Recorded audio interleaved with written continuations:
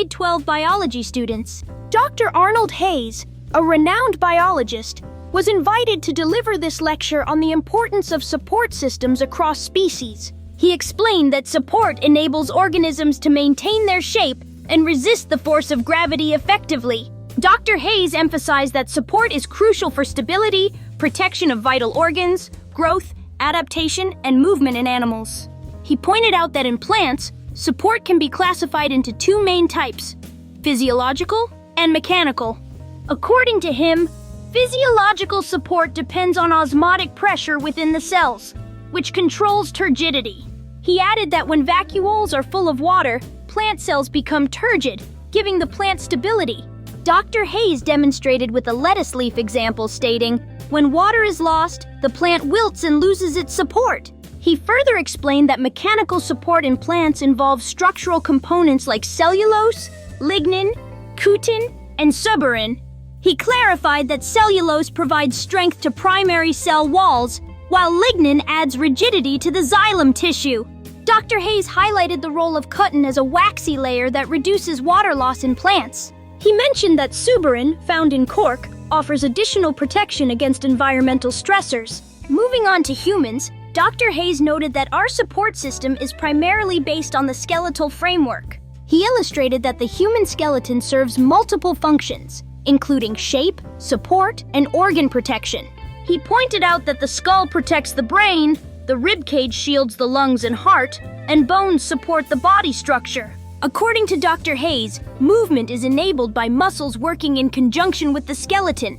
He detailed the components of the human skeleton: axial skeleton, which includes the skull, vertebral column, and rib cage. He also described the appendicular skeleton, comprising the upper and lower limbs, along with shoulder and pelvic girdles. Dr. Hayes then provided a comparison table showing the differences and similarities between plant and human support systems. He explained that while plants rely on water pressure and wall materials like cellulose and lignin, humans depend on their skeletons. He emphasized that both systems, despite their differences, serve the vital purpose of maintaining shape, support, and enabling survival. Dr. Hayes concluded by summarizing that in plants, support is derived from water pressure combined with structural materials, and in humans, from the skeletal system, which provides rigid support and protection. He asserted, "Both support systems are fundamental for the survival and proper functioning of living organisms," and acknowledged the complexity and elegance of these biological systems. He questioned the students, "Can you think of other support mechanisms in different organisms?" The students responded with curiosity, eager to learn about the diversity of support in nature. Dr. Hayes smiled and said, "That's the beauty of biology, its ability to adapt and support life in countless ways." He concluded the lecture by encouraging students to explore further the fascinating structures that sustain life. The classroom buzzed with excitement as students discussed the importance of support in both plants and animals. Dr. Hayes, satisfied with their engagement, nodded and reminded them that understanding support is key to comprehending biology itself.